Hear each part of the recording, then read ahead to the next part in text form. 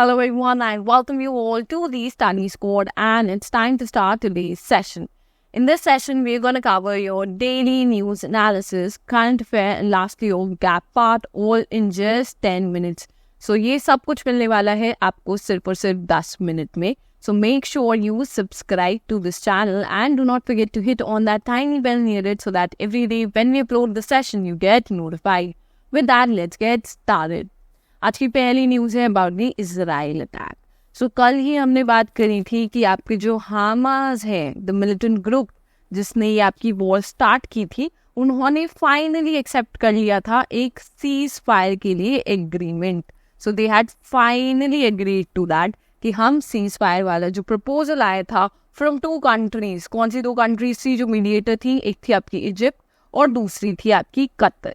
Okay, सो इनका जो proposal था वो आपकी हमास ने एक्सेप्ट कर लिया था and the ball was entirely in Israel's court. And आज देखा गया कि इजराइल ने अटैक कर दिया and they did not accept the ceasefire वाला proposal. Okay, so this is what is happening. This is just a sad news because Israel is not taking into consideration any of the people. Because ये लोग ये देख ही नहीं रहे हैं कि सबसे ज़्यादा जो हार्म हो रहा है वो वहाँ के सिटीजन्स को ही हो रहा है.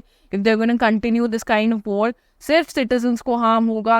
The children, the women, इन सबको सबसे ज़्यादा हार्म हो रहा है इस प्रेजेंट सिचुएशन में and they are not taking this into account. अब 7 months हो गए हैं आपकी वॉर को and till now they have decided कि हम इसे still continue रखेंगे. This is a very very bad decision. Even the UN Secretary General, he also said the same thing कि ये जो full scale invasion इन्होंने राफा पर करा है, राफा की लोकेशन हम अभी मैप पे देखेंगे. Okay, by the Israeli forces would be a strategic mistake, a political calamity and humanitarian nightmare. So पूरी humanity के लिए एक nightmare है ये. The way they are behaving right now politically also, this is not very correct. ये देखा गया. इसके साथ ही जब ये न्यूज़ आई थी आपकी, उसके बाद में देखा गया कि जो आपका यूएस जो सपोर्ट कर रहा था इजराइल को, राइट, वो लोग भी कुछ एड सेंड कर रहे थे to Israel.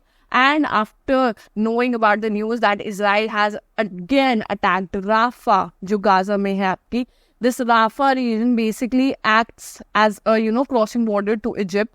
So when they attacked this, then जो US आपका aid भेज रहा था, they also stopped it after listening about this attack. Okay, we'll go to the map and we'll see the location of Rafah.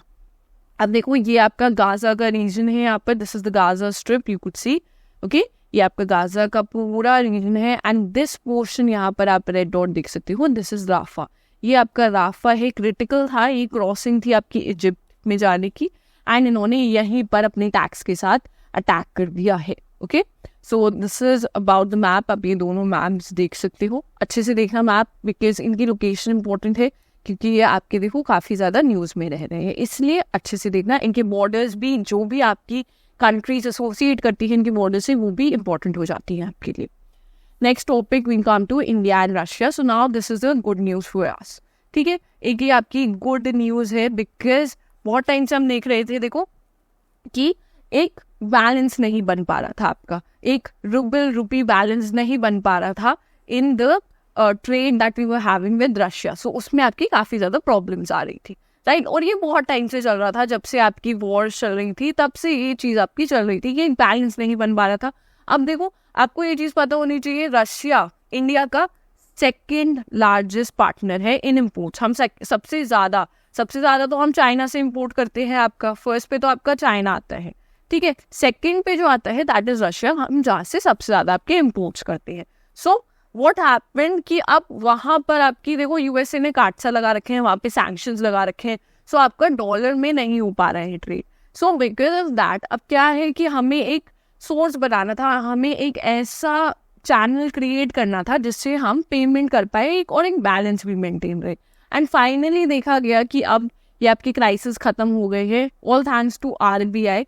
RBI ने आपके recent में changes लेके आए in the FEMA. What is FEMA? This is the foreign exchange management act.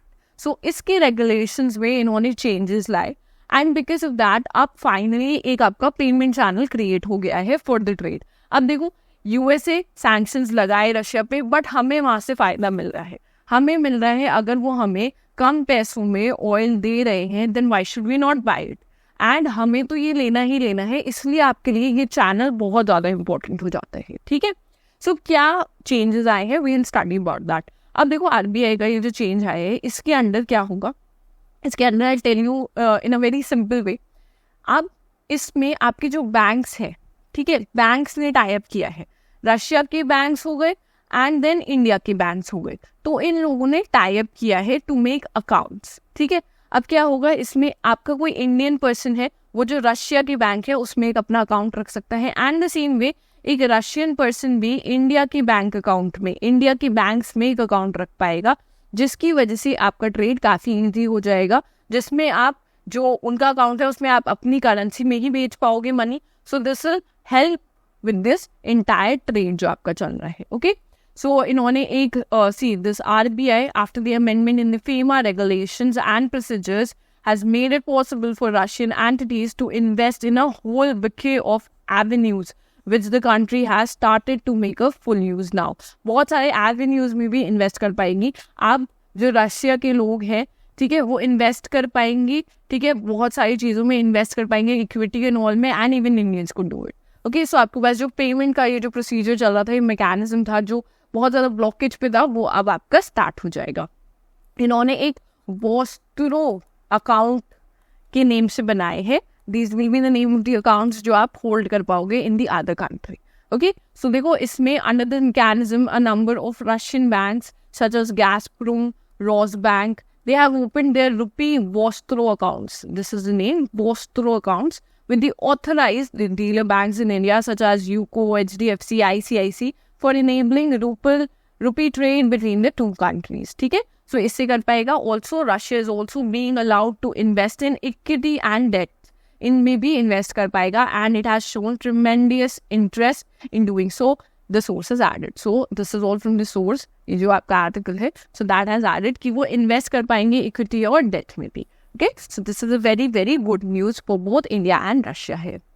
Next हम आ जाएंगे CA part पर अपने। So which city hosted the 26th Asian Indian Senior Officials Meeting? So किस आपकी सिटी ने होस्ट करी है? So रिसेंटली आपकी 26th एडिशन हुई थी फर्स्ट ही, एंड वो आपकी हुई थी न्यू दिल्ली में। की टॉपिक्स जो थे देखो जिस पे डिस्कशन हुआ, that was the prime ministers 12-point proposal and preparations for the upcoming Asian India summit in Vietnam. Next हम आ जाएंगे आज के दिन, दैट इज 8 मई को हम सेलिब्रेट करते हैं world thalassaemia day, okay. And इसका मेन एम रहता है to raise global awareness about this genetic disorder. एक जेनेटिक डिसऑर्डर है आपका ये, and support those affected and their caregivers, promote research for the cure and dispel myth surrounding the disease। इस बार का आपका थीम था empowering lives, embracing progress and equitable and accessible thalassemia treatment for all। So the themes are also important and the date is also important। Next आएंगे हम, देखो अब AI आपकी बहुत ज़्यादा चल रही है। रिसेंट में हमने देखा था कि आपकी एक AI की न्यूज़ एंकर भी आई थी, राइट। अगर आपको उनका नेम याद है तो कमेंट्स पे ज़रूर बताना, हमने डिस्कस किया था।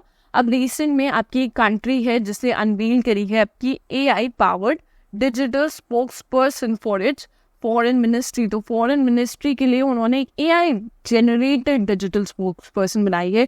यहाँ पर you could see her, and ये आपकी कंट्री है यूक्रेन। सो यूक्रेन ने रिसेंटली अनवील करी है। This is AI generated spokesperson, name है इसका Victoria she, to deliver official statements from its foreign ministry, okay। significant technological leap है ये डिप्लोमेसी में। फर्स्ट टाइम ऐसा हुआ है कि किसी कंट्री ने एक AI जनरेटेड आपकी स्पोक्स पर्सन बनाई है, okay. So therefore it's important. Next आएंगे हम top 4 words of vocab of today. So देखो फर्स्ट वर्ड है आपका salvageable, which means something can be saved, fixed or rescued, कोई चीज़ बचाई जा सकती है। Then we have hefty, which means large, heavy, big, strong, powerful or muscular. And third है आपका inevitable, which means something is certain to happen and cannot be avoided. होना ही है, कुछ चीज़ जो होनी ही है। And then we have savagery, which means extremely cruel and violent behavior. Lastly हम आ जाएंगे आपके question for the day पे। I hope you'll answer this in the comment section. And अगर आपने यहाँ तक वीडियो ही देखी है, then make sure you like this video. You share this video with all your friends and do not forget to subscribe to our channel. With that, we'll end the session here. Thank you for watching.